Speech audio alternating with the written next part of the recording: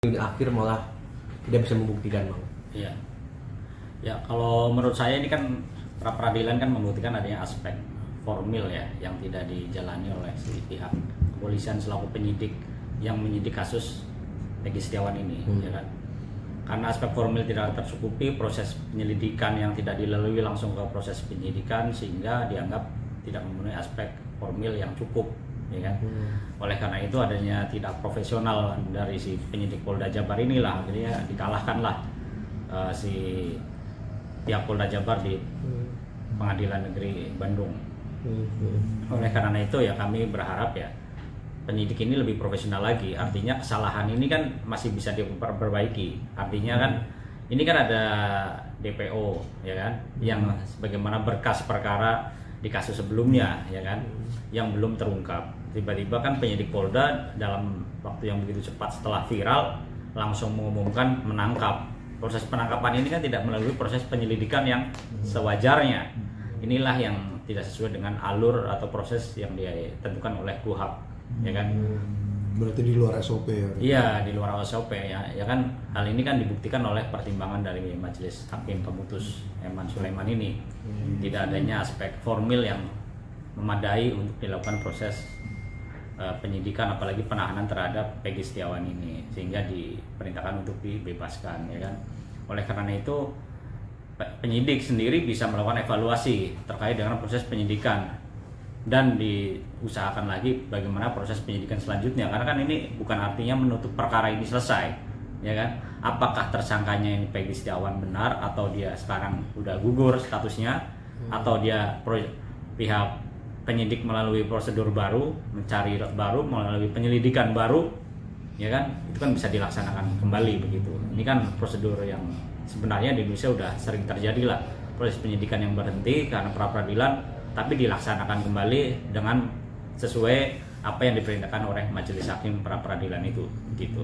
Artinya ada juga kemungkinan bahwa Peggy bisa menjadi tetapkan tersangka kembali saat evaluasi kepolisian. Bisa, menurut saya sih bisa dilakukan tindakan lagi ya melalui proses penyelidikan baru, siapa yang menjadi tersangka kan itu sesuai dengan alur penyelidikan yang ditindaklanjuti dengan proses penyidikan kalau memang ada tindak pidana yang ditemukan begitu. Jadi ini tidak menggugurkan kasus ini jadi tuntas dan selesai, tapi ini hanya sebagai cara baru dari proses persidangan untuk mengontrol dari fungsi penyidikan yang dilakukan oleh kepolisian begitu. Ya, itu bisa dianggap kecerobohan dari pihak kepolisian? Ya, bisa, sangat bisa, karena kan dengan hal ini berarti kan tindakan polisi yang melakukan penyidikan terhadap Peggy Setiawan yang sudah berbulan-bulan ini menjadi ramai di publik berarti kan salah, ya kan?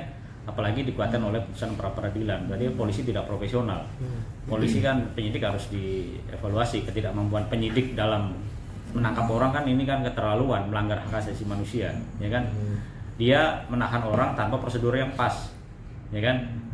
Untung ini diawasi publik, kalau tidak diawasi publik ada banyak kasus sejenis. Orang tiba-tiba mukanya diumumkan di publik padahal dia bukan pelakunya, ataupun memang dia pelakunya tapi sesuai prosedur kan berbeda. Artinya ini ada kompensasi dari kepolisian nggak? Atau Peggy berhak untuk mendapatkan itu? Nah, di sistem hukum di Indonesia tidak ada hal seperti itu. Apabila kita salah ditahan dari pihak polisian ataupun kejaksaan, saat kita bebas kita tidak bisa menuntut ganti rugi atas hal tersebut, tidak ada mekanismenya. Jadi inilah yang mungkin masukan baru ya kalau memang ada di revisi undang-undang. Jadi tindakan hukum dari pemerintah ataupun dari si penegak hukum yang salah, apakah ini bisa dituntut ganti rugi? Ya, karena tidak ada mekanismenya begitu. Tapi Bang, banyak netizen pihak atau bahkan para pejabat sekalipun mendukung Peggy menuntut balik karena namanya sudah sangat tercoreng gitu Bang. Artinya tuntut balik itu polisi mungkin dengan sekian nominal, masalah diterima atau enggak, yang penting ada efek jera buat polisi yang dianggap tidak profesional. Itu gimana tuh Bang? Iya, ya mungkin si Peggy bisa menuntut kepolisian yang menahan dia di Pengadilan Negeri Perdata untuk ganti rugi, ya kan? Tapi di KUHP kan nggak mengatur itu, ya kan? Itu terpisah. Sistem persidangan yang terpisah. begitu. Artinya Peggy punya hak untuk menuntut secara perdata melalui peradilan yang tersendiri daripada kasusnya. Ya, ganti rugi terhadap badan kebebasan yang telah direnggut selama berapa bulan ini oleh pihak polisian, ya kan.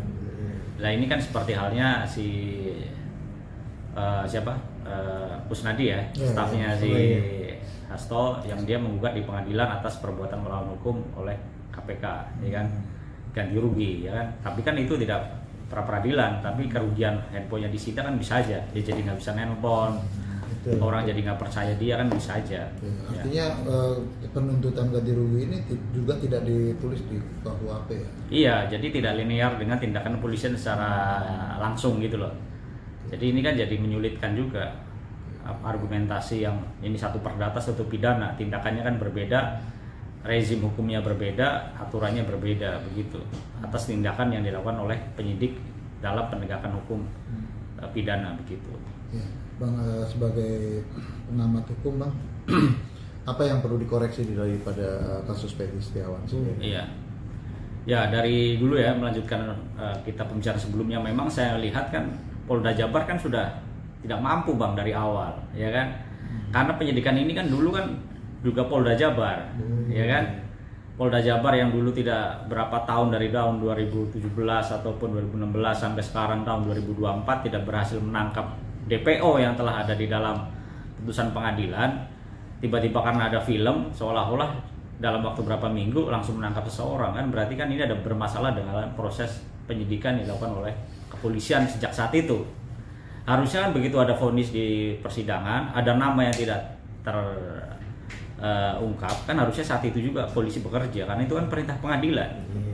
Tiba-tiba bertahun-tahun tidak terungkap, setelah film baru terungkap, kan ini berarti kan proses penyidikan yang bermasalah dari awal, tapi dilakukan oleh penyidik yang baru lagi saat kasus ini dibuka, sehingga itu tidak ada supervisi yang dilakukan oleh kepolisian pusat juga, yang menurut saya sejak awal ini harusnya udah ambil alih oleh Badan Reserse Kriminal Polri, ya kan?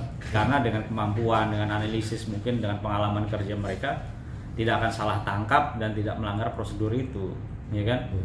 Kan ini bukan hal yang sulit dalam lingkup kemampuan kepolisian kita.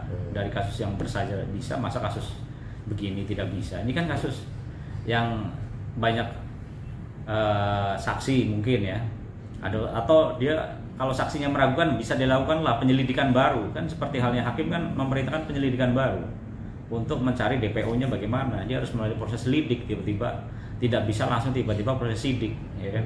Ya kan ini bisa dilakukan oleh kepolisian dalam supervisi di Pak Kapolri lewat Bareskrim ke Direktur Tindak Pidana Umum, kan bisa dilakukan. Dan itu kan lebih meyakinkan publik lah, karena apa? Tidak main-main begitu loh. Artinya polisi serius. Seperti hal yang sekarang udah terlanjur, dia mau ambil alih, mau evaluasi penyidik. Tapi kan prosedur ini kan Polri satu lingkup Indonesia sudah merusak kepercayaan publik, salah nangkap begitu, ya kan begitu. Bang, dikit ya Bang. Ya. Tapi ini bukan menjadi akhir segala dalam kasus Vina Bang ya? Bukan lah. Gimana tuh? Iya, karena kan kalau kita akhir dari kasus Vina kan tetap aja di situ kan ada DPO yang tidak terungkap. Ya kan itu kan perintah pengadilan dan itu kan harusnya bisa diungkap secara langsung oleh penyidik menindaklanjuti itu. Jadi menurut saya ya itulah yang harus ditindaklanjuti polisian, menindaklanjuti putusan pengadilan itu. Kan itu belum selesai. Begitu loh. Ini kan kita berdasarkan pada putusan pengadilan ya.